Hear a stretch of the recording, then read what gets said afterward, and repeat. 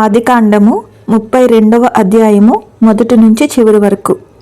యాకోబు తన త్రోవను వెళ్ళుచుండగా దేవదూతలు అతనిని ఎదుర్కొనిరి.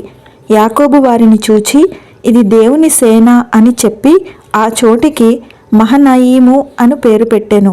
యాకోబు ఏదోము దేశమున అనగా షేయీరు దేశమునున్న తన సహోదరుడైన ఏశావునొద్దకు దూతలను తనకు ముందుగా పంపి, మీరు నా ప్రభువైన ఏశావుతో, ఇంతవరకు నేను లాబానునొద్ద నివసించియుంటిని. నాకు పశువులు, గాడిదలు, మందలు, దాసదాసీ జనమును కలరు.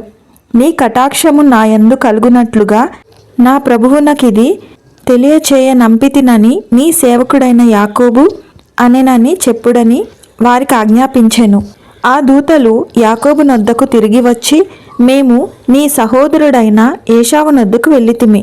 అతడు 400 మందితో నిన్ను ఎదుర్కొన వచ్చుచున్నాడని చెప్పగా, యాకోబు మిక్కిలి భయపడి తొందరపడి, ఏశావు ఒక గుంపు మీదికి వచ్చి దాని హతము చేసిన ఎడల మిగిలిన గుంపు తప్పించుకొని పోవుననుకొని తనతోనున్న జనులను, మందలను, పశువులను, ఒంటెలను 2 గుంపులుగా విభాగించెను. అప్పుడు యాకోబు, నా తండ్రి అయిన అబ్రహాము దేవా, నా తండ్రి అయిన ఇస్సాకు దేవా, నీ దేశమునకు నీ బంధువుల యొద్దకు తిరిగి వెళ్ళుము. నీకు మేలు చేసేదనని నాతో చెప్పిన యెహోవా, నీవు నీ సేవకునికి చేసిన సమస్తమైన ఉపకారములకును సమస్త సత్యమునకును అపాత్రుడను. ఎట్లనగా నా చేతి కర్రతో మాత్రమే ఈ యోర్దాను దాటితిని. ఇప్పుడు నేను 2 గుంపులైతిని. నా సహోదరుడైన ఏశావు చేతి నుండి దయచేసి నన్ను తప్పించుము. అతడు వచ్చి పిల్లలతో తల్లిని నన్ను చంపునేమో అని అతనికి భయపడుచున్నాను. నేను నీకు తోడై నిశ్చయముగా మేలు చేయుచు విస్తారమగుట వలన లెక్కింపలేని సముద్రపు ఇసుక వలె నీ సంతానము విస్తరింపజేయుదునని సెలవిచ్చితివే అనెను.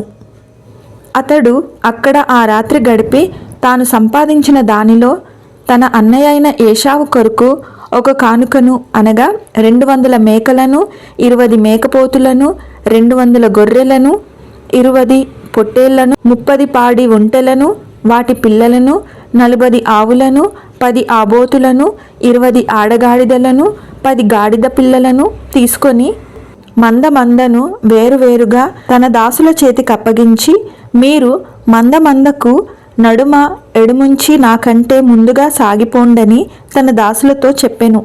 మరియు వారిలో మొదటివానితో, నా సహోదరుడైన ఏశావు నిన్ను ఎదుర్కొని, నీవెవరివాడవు, ఎక్కడికి వెళ్ళుచున్నావు, నీ ముందరనున్నవి ఎవరివని నిన్ను అడిగిన ఎడల, నీవు, ఇవి నీ సేవకుడైన యాకోబువి, ఇది నా ప్రభువైన ఏశావు కొరకు పంపబడిన కానుక, అదిగో అతడు మా వెనుక వచ్చుచున్నాడని చెప్పుమని ఆజ్ఞాపించెను. అట్లతడు నేను ముందుగా పంపుచున్న కానుకల వలన అతని సమాధానపరిచిన తరువాత నేను అతని ముఖము చూచెదను. అప్పుడతడు, ఒకవేళ నన్ను కటాక్షించుననుకొని మీరు ఏశావును చూచినప్పుడు ఆ చొప్పున అతనితో చెప్పవలెననియు, మీరు, ఇదిగో నీ సేవకుడైన యాకోబు మా వెనుక వచ్చుచున్నాడని చెప్పవలెననియు 2వ వానికిని 3వ వానికిని మందల వెంబడి వెళ్ళిన వారందరికీ ఆజ్ఞాపించెను.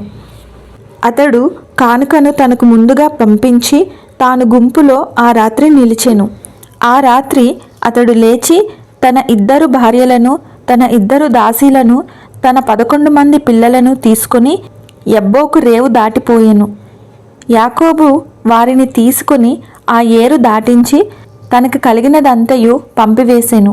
యాకోబు ఒక్కడు మిగిలిపోయెను. ఒక నరుడు తెల్లవారు వరకు అతనితో పెనుగులాడెను. తాను అతని గెలవకుండుట చూచి తొడగూటి మీద అతనిని కొట్టెను. అప్పుడతడు ఆయనతో పెనుగులాడుట వలన యాకోబు తొడ గూడు వసిలెను. ఆయన తెల్లవారుచున్నది గనుక నన్ను పోనిమ్మనగా అతడు, నీవు నన్ను ఆశీర్వదించితేనే గాని నిన్ను పోనీయననెను. ఆయన, నీ పేరేమి అడుగగా అతడు యాకోబు అని చెప్పెను. అప్పుడు ఆయన, నీవు దేవునితోనూ మనుషులతోనూ పోరాడి గెలిచితివి గనుక ఇక మీదట నీ పేరు ఇశ్రాయేలే గాని యాకోబు అనబడదని చెప్పెను. అప్పుడు యాకోబు, నీ పేరు దయచేసి తెలుపుమనెను. అందుకాయన, నీవు ఎందు నిమిత్తము నా పేరు అడిగితువని చెప్పి అక్కడ అతనిని ఆశీర్వదించెను. యాకోబు, నేను ముఖాముఖిగా దేవుని చూచితిని, అయినను నా ప్రాణము దక్కినదని ఆ స్థలమునకు పెనూయేలు అను పేరు పెట్టెను. అతడు పెనూయేలు నుండి సాగిపోయినప్పుడు సూర్యోదయం ఆయెను. అప్పుడతడు తొడకుంటుచూ నడిచెను. అందుచేత ఆయన యాకోబు తొడగూటి మీద తుంటి నరము కొట్టినందున నేటి వరకు ఇశ్రాయేలీయులు తొడగూటి మీదనున్న తుంటి నరము తినరు. ఆదికాండము 32వ అధ్యాయము పూర్తి అయినది. ఆమెన్.